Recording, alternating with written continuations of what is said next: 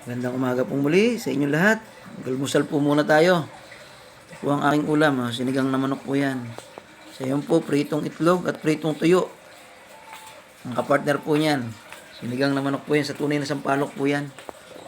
Yung bunga po, pinigaan ko po yun, nilaga ko po muna. Kasi mas masarap po talaga yun kung meron lang din tayong ganun gamitin. Mas maganda po yun, yung pinaka-original talaga namang sampalok ating ginagamit. Nga po, pritong tuyo at pritong itlog. So, ito po, kaya po, meron pong pansit canton dyan. Ang po ko dun sa niluto ng aking sister.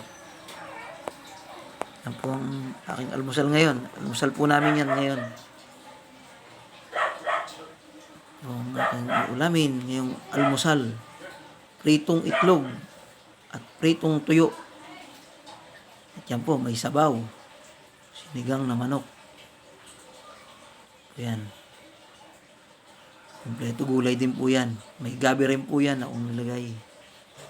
Ano po ng gabi. Kain po muna tayo sa hindi pa po nag-aalmusal. Bago po magtrabaho, kailangan mag-almusal po muna para dire-diretso. Salamat pong muli sa inyong lahat. Po, huwag pong pagsawaan, pakisuportahan po palagi ang aking video. Salamat po, pasensya na po kayong muli. Salamat po.